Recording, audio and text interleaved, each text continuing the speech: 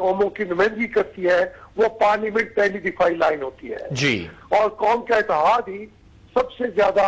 Morale boost کرتا ہے. اور پاکستان ہو یا کوئی ملک ہو،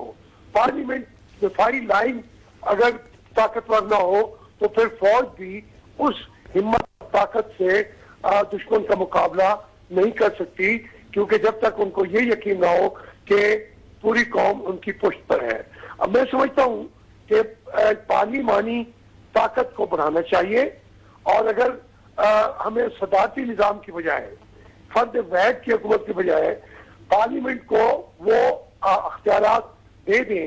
جو ہم تمام پارٹیوں نے وعدے کیے ہوئے ہیں، تو پھر یہ ملک کے دفاع کے لیے ایک بہت بڑا ایسا قدم ہوگا کہ جو ہی پارلیمنٹ کے اندر آپ پوری 73 کانسٹیٹیوشن کے مطابق اس کو اختیارات دیں گے تو یقین کیجئے کہ جب بھی پاکستان میں جمہوریت رہی ہے کسی انڈیا کو کبھی حملہ کرنے کی ضرورت نہیں ہوئی.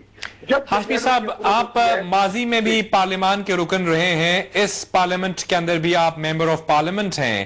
جب موازنہ کرتے ہیں ماضی کی اس پارلیمنٹ کا جس میں آپ کو روکا گیا، آپ آ بھی نہیں سکے کچھ عرصے، اور اس پارلیمنٹ میں جہاں پہ آپ تشریف رکھتے ہیں اور آپ وسیفرسلی اپنی پارٹی کا موقف بیان کرتے ہیں، تو کیا آپ یہ نہیں سمجھتے کہ آج کی پارلیمنٹ جو ہے وہ ایک جمہوری انداز میں چل رہی ہے، جہاں وہ مقتدر بھی ہے اور اس میں اہم موضوعات پر بحث بھی ہوتی ہے؟ ماضی کی پارلیمنٹ میں تو آپ کو آنے کی بھی پابندی تھی، آپ کو یاد ہوگا. جی، اس پارلیمنٹ تک پہنچنے کے لیے میں پوری قوم کا شکر گزار ہوں اور جمہوری عمل کا شکر گزار ہوں. میں یہ نہیں ہے کہ اس پارلیمنٹ نے مجھے یہ حق دیا ہے، میں عرض کر رہا ہوں پوری قوم قربانیوں سے گزری ہے. میں وہی آزادی چاہ رہا ہوں جو مجھے ملی ہے وہ اس پارلیمنٹ کو بھی ملنی چاہیے. صرف ایک آدمی کے آنے نہ آنے کی بات نہیں، فیصلوں کا اختیار کسی فرد واحد کے پاس نہیں ہونا چاہیے. جناب آصف زرداری صاحب کا میں احترام کرتا ہوں، ان سے مجھے ذاتی نیاز مندی بھی ہے، لیکن میں صرف یہ کہتا ہوں کہ جو اجتماعی فیصلہ ہوتا ہے، کلیکٹیو وزڈم جو ہوتی ہے، اس کے ذریعے جب ملک گزر رہا ہو، دیکھیں پارلیمنٹ کے اندر جب فیصلے کرنے کا پارلیمنٹ کو پتا ہو کہ ہمارے فیصلے اثر انداز ہونے ہیں، فوج نے اس کو کیسے فالو کرنا ہے، دوسرے اداروں نے کیسے کرنا ہے. یقیناً موجودہ پارلیمنٹ بہتر ہے، وہ تو ڈکٹیٹرشپ تھی، وہ ایک فرد واحد پرویز مشرف کی صورت سے موجود تھا جس پہ ہم نے اختلاف کیا، جیلیں کاٹی اور یہ آزادی چھینی ہے ہم نے ان سے اپنی جانوں پہ کھیل کے. جی ہاں، اور اگر ہم یہ کہیں کہ پابند سلاسل جو لوگ رہے ہیں جمہوریت کی سٹرگل میں، آپ بھی اس میں شامل ہیں، سید یوسف رضا گیلانی بھی پابند سلاسل رہے ہیں، اور خود صدر پاکستان کافی طویل عرصہ جو ہے پابند سلاسل رہے ہیں. بہت لمبا عرصہ. تو وہ لوگ جو ماضی میں پابند سلاسل تھے آج حکمرانی کے ایوانوں میں ہیں، آج پارلیمان کے ایوان میں اپنی آواز بلند کر رہے ہیں. وزیر اعظم، صدر یا آپ ہوں، اپوزیشن میں تو نہیں، آپ you are very much allied ہے، آپ پنجاب میں آپ کی حکومت ہے، آپ کی جماعت کی. تو ایک طرح سے مثبت پیش قدمی تو ہوئی ہے جاوید ہاشمی صاحب. بہت بڑی مثبت پیش قدمی ہے، مگر میں یہ عرض کر رہا ہوں جو ہم نے سب نے معاہدہ قوم سے کیا تھا کہ آپ ہمیں ووٹ دے دیں، ہم آپ کو یہ اختیارات اور یہ نظام واپس لوٹائیں گے، اس میں ایک مایوسی کی کیفیت بھی موجود ہے. ورنہ اس میں کوئی شک نہیں ہے کہ جرنیلوں کی حکومت کی بجائے آج عوام کی حکومت ہے، اور اس کے اندر ہم اپنی بات جو ہے ان کو منوانے کے لیے تمام راستے اختیار کر رہے ہیں. اگر جو وعدہ محتمہ بینظیر بھٹو کا تھا، جو وعدہ آپ ان شقوں کی طرف اشارہ کر رہے ہیں جو کہ آمریت کے دور میں پرویز مشرف صاحب کی پیدا کردہ جو آئینی ترامیم تھیں، جن کے ذریعے جو پاورز تھیں وہ ایک شخص میں مرکوز ہو گئی تھی. لیکن آپ یہ بھی تو جانتے ہوں گے محترم جاوید ہاشمی صاحب کے صدر پاکستان نے جو پہلا خطاب کیا پارلیمان میں، انہوں نے یہ کہہ دیا تھا کہ وہ تمام پاورز جو ہیں وہ پارلیمان کو لوٹا دی جائیں گے، اور اس حوالے سے committee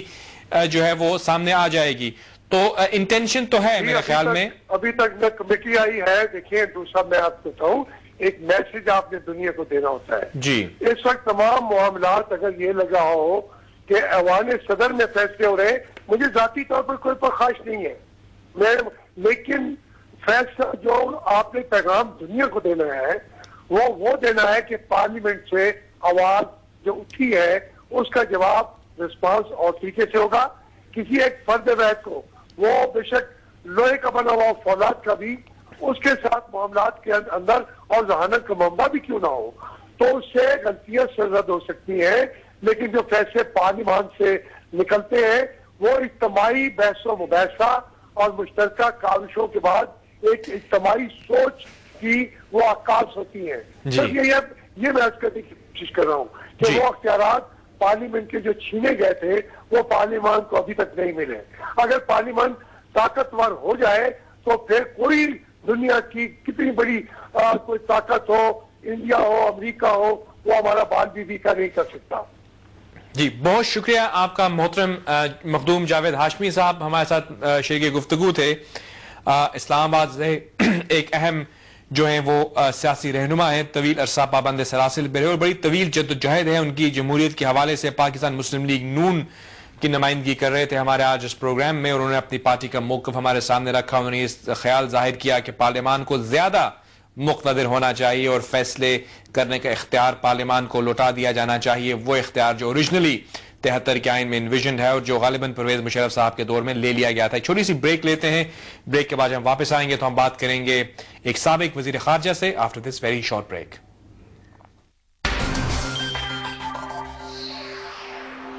welcome back viewers, insight with Javed Malik پر آپ کو دوبارہ سے خوش آمدید کہتے ہیں. بریک سے پہلے ہم نے بات کی مخدوم جاوید ہاشمی صاحب سے، پاکستان مسلم لیگ نون کے اہم رہنما، اور ہم نے آپ کو سپیچ وہ کہ جو پارلیمان میں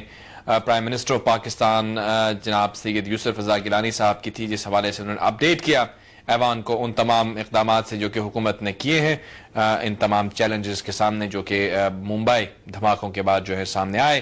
ڈپلومیٹکلی پاکستان جو ایفرٹس کر رہا ہے اس حوالے سے مبصرین یہ سمجھتے ہیں کہ مزید افینسو ڈپلومیسی کی ضرورت ہے تاکہ بیرون ملک ممالک جو ہیں پاکستان میں، خصوصاً وہ ممالک جن کے ساتھ پاکستان کی اہم اور دیرینہ تعلقات ہیں، ان کو نہ صرف کانفیڈنس میں لیا جائے بلکہ ان کی سپورٹ بھی حاصل کی جائے اس افینسو کے سامنے جو کہ ہندوستان کی طرف سے ہو رہا ہے، تاکہ پاکستان بین الاقوامی طور پر جو ہے وہ اسٹرانگ رہے اور ان تمام ممالک کی سپورٹ جو ہے وہ اس کے ساتھ رہے. کس حوالے سے، کس حد تک جو ہے ان اقدامات سے مبصرین سیٹسفائیڈ ہیں یا کس طرح سے مزید ان کو جو ہے فعال انداز میں کرنے کی ضرورت ہے، اس حوالے سے ہم بات کریں گے. میرے ساتھ لائن پر ہیں پاکستان کے سابق وزیر خارجہ جناب گوہر ایوب خان صاحب. السلام علیکم جناب گوہر ایوب خان صاحب. وعلیکم السلام، کیسے ہیں جی آپ؟ جی الحمدللہ. جو میں آپ سے پوچھنا چاہ رہا ہوں کہ جو اس وقت کی صورتحال پاکستان کو درپیش ہے اس کے مختلف پہلو ہیں، لیکن جو اس کا ایک بین الاقوامی پہلو ہے اس حوالے سے میں آپ سے بات کرنا چاہوں گا کہ یہ جو ہندوستان کی طرف سے UN ریزولوشن ہوا اور جو ایک وہاں ہم دیکھ رہے ہیں کہ ڈپلومیسی کر رہے ہیں وہ اپنے جو ویو پوائنٹ ہے اس کی سپورٹ حاصل کرنے کے لیے، اور پاکستان بھی اقدامات کر رہا ہے. آپ کیا سمجھتے ہیں کہ وہ کون سے اقدامات ہیں جو پاکستان کو مزید کرنے کی ضرورت ہے تاکہ بین الاقوامی طور پر پاکستان جو ہے وہ ان تمام چیلنجز کا سامنا کر سکے جو کہ آپ جانتے ہیں کہ ہمارے سامنے اس وقت موجود ہیں؟ جناب گوہر ایوب خان صاحب.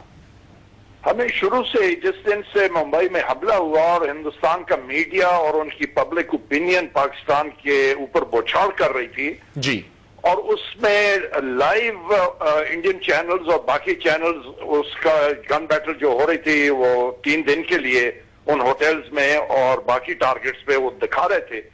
اور اس پہ یہ بھی تھا کہ امریکن وہاں چند ایک ان کے ایجنسیز کے آدمی بھی تھے، برطانیہ کے بھی ایجنسیز کے آدمی تھے، اسرائیل کے بھی آدمی تھے، تو وہ بھی اس میں مارے گئے چند ایک. اور اس لیے ان ملکوں میں کافی جو تھا رد عمل اور وہ زیادہ انہوں نے اٹھایا جو ہندوستان کا میڈیا اٹھا رہا تھا، اچھال رہا تھا پاکستان کے خلاف.